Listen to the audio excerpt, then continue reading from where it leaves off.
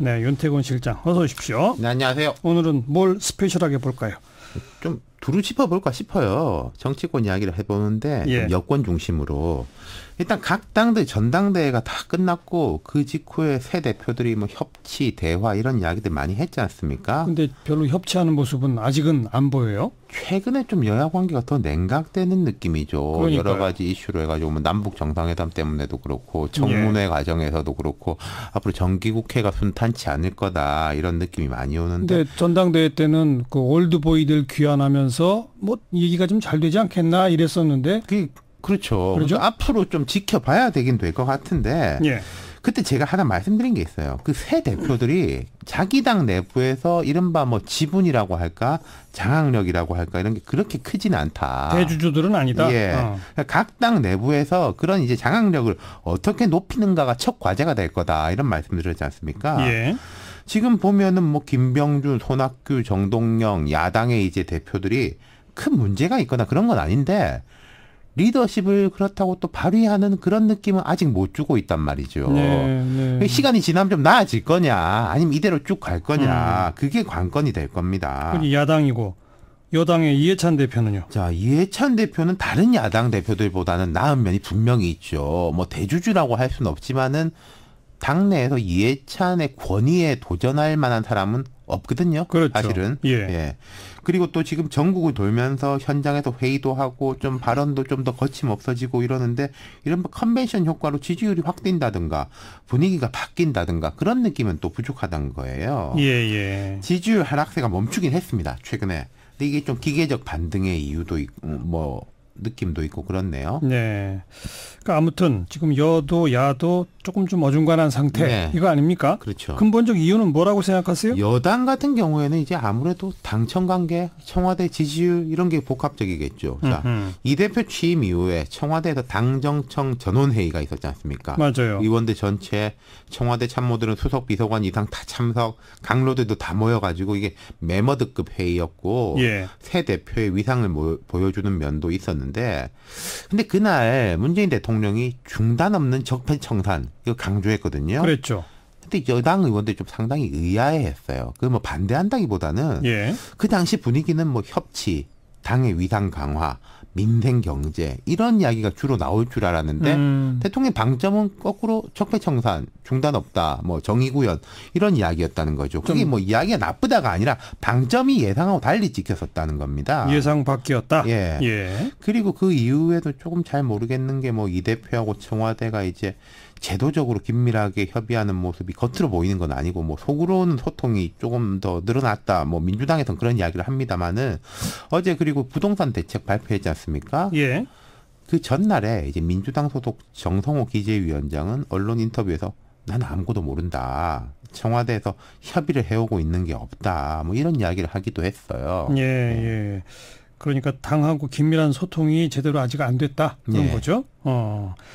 그 남북 정상회담의 여야 대표 초청 과정에도 조금 껄끄럽지 못한 모양새가 연출됐잖아요. 그렇죠. 여기에 대해서는 사실 야당은 이렇게 막 격렬하게 반응하고 언론들도 진보 언론, 보수 언론 할 것 없이 좀 청와대 문제점을 지적을 했습니다. 그러니까요. 그 이후에 이제 청와대하고 민주당이 이제 해명을 하고 또 이제 반박에 나선 게 대통령이 지난달에 원내대표들 오찬장에서 이미 이야기를 했다.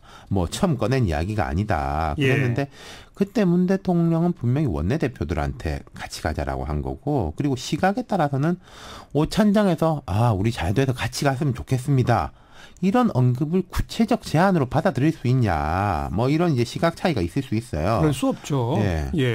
그리고 청와대가 이제 국회의장단하고 여야 당대표를 특별수행원이 아니다. 정당 국회 특별대표단이다. 이렇게 뒤에 설명을 여러 번 했는데 제가 볼 때는 좀 앞뒤가 안 맞는 이야기인 게 정당 국회 특별대표단이면 그건 정당하고 국회가 구성하는 거지 않습니까? 청와대가 사람 찍어줄 일이 아니잖아요. 정당과 국회가 스스로 구성했어야 되는 건데 이것도 또 말이 앞뒤가 안 맞는 거예요. 그러니까 여당 내부에서도 이런 데 대해 가지고 좀 불만들이 있는 게 이걸 좀 당이 나서게 하고 그럼 이제 국회하고 여당에다가 그 대표단을 꾸려 주십시오. 이런 그러게 식으로 말이에요. 부탁을 했다면 어땠겠냐. 맞아요. 그리고 그 과정에서 야당의 면도 세워주고 예. 그랬으면 일을 풀었으면 이 정도는 안 됐을 거란 거죠. 예. 정세현 통일부 장관 같은 분도 우리 방송에 나오셔가지고 야당의 협량함을 비판하면서도 또 의장단이나 여야 당대표들이 대통령과 같이 북한 가는 건 좀 쉽지 않았을 거다. 너무 욕심을 좀 크게 부렸다는 얘기를 했죠. 이런 예. 지적을 하셨잖아요. 예. 그리고 그 뒤에도 보면은 청와대 대처가 좀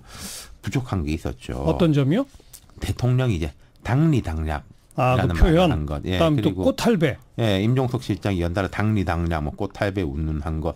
여기에 대해서는 총리도 국회 답변하면서 꽃할배 이런 표현은 뭐 적절치 못했던 것 같다. 그렇죠. 이렇게 말했다는 거죠.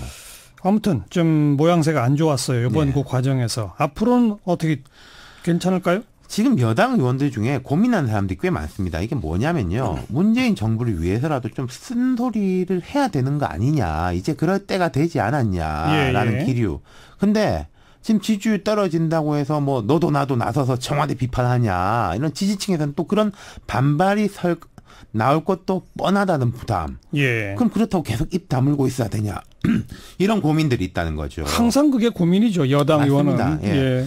입 다물면은 청와대만 바라보는 게 되고 입 열면은 자기 인기만 생각한다는 반발을 사게 되고 이게 어느 정부에서나 똑같이 있었던 일이고 뭐 대표적인 게 유승민 지금 바른미래당 의원 아니겠습니까? 그렇죠. 예.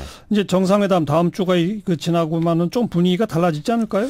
예, 어떤 합의가 도출되느냐에 따라서 다르겠지만은 뭐 분위기가 조금 바뀌는 거 있을 거예요. 네. 근데 4.17 판문점 회담만큼 임팩트가 있을 거냐. 그러니까 이게 처음이 아니라는 거. 그렇죠. 그리고 이번 회담이 잘 되더라도 이 회담 자체는 좀 잘 될 것 같습니다만은 실제 비핵화 완료까지는 또 넘어야 될 고비들이 이제 많을 것이고. 지금 이 여당 의원들 만나보면 이 기류가 이렇게 돼요. 남북 정상회담하고 추석 명절 전까지는 어떻게든 분위기를 좀 좋게 하고 우리가 단합하는 모습을 보이는 게 중요하다. 네. 근데 그 지나서는 좀 할 이야기를 조금씩은 해야 되지 않겠냐. 해야죠. 이런 네. 분위기죠. 그리고 뭐 국민들의 반응은 결국 민생 문제에 달린 거 아닙니까? 그렇죠. 그럼 보면요. 이번 주 여러 여론조사를 보면은 공통적인 게 지지율 하락세에는 브레이크가 걸렸습니다. 오늘 나온 갤럽 여론조사를 봐도 긍정평가가 지난주보다 1%포인트 상승했어요. 예. 뭐 고용지표 안 좋고 하지만은 부동산 대책도 발표하고 정부가 여러모로 안간힘을 쓰니까 좀 지켜보자. 그리고 지지층들도 좀 결집을 할 거고 이런 게 형성이 되는데 예. 오늘 여론조사를 보면은 뼈 아픈 게 있어요. 여론조사 내용 가운데 예. 뭐 어떤 점이요? 경제적으로 상층, 중상층의 지지율은 확 높아졌습니다. 그리고 직업 분류에서 보면은 화이트 칼라 지지율이 제일 높아요. 예. 거꾸로 하위층, 경제적으로 하위층, 뭐 자영업자 이런 쪽에서는 잘못한다는 응답이 확 늘어났습니다. 예. 최근에 고용소득 통계를 보아도 공통점인 게 괜찮은 사람들은 괜찮아요. 질 좋은 일자리는 크게 늘지도 않지만 줄어들지도 않았어요. 그리고 소득은 점점 높아지고 있고 그분들은. 그렇죠. 서울 아파트 값도 뭐 똑같은 맥락이지 않습니까? 네. 근데 힘든 사람, 없는 사람은 점점 어려워지고 있거든요. 네. 이 서민을 대변하는 정당과 정부라고 했는데 오히려 거기서 지지도가 떨어진다. 그렇죠. 예. 현 정부 여당의 집토끼가 누구고 산토끼가 누구냐. 여기에 대한 고민이 있을 수밖에 없다는 거죠. 네. 그러니까 뭐 흔히 이런 말 있지 않습니까? 정치적으로는 진보 성향인데 고학력, 고소득층이 지금 민주당의 집토끼인 것이냐. 예. 그럼 예를 들어서 이제 정치 이슈, 적폐청산 이슈 이게 강할 때는 고소득층, 저소득층 할 것 없이 쫙 뭉쳐지는데 지금은 분위기가 아니죠. 달라진다는 거죠. 뭔가 종합적 점검을 좀 해야 되겠네요. 그렇죠. 저는 그렇게 생각합니다. 당청 핵심들이 이 정상회담 기간하고 추석 연휴 기간 이 동안에 뒤에서는 좀 토론을 할 필요가 있을 거예요. 그렇죠. 그리고 이제 권한이 가면은 책임이 따라가게 돼 있으니까요. 예. 업무 분장을 다시 할 필요도 있고요. 예. 전체적으로 좀 재점검하면서 또 팀워크도 다시 좀 그럼요. 재편성하는 예. 그런 기간이 필요하다는 말씀. 수고하셨습니다. 감사합니다. 윤태권 실장이었어요.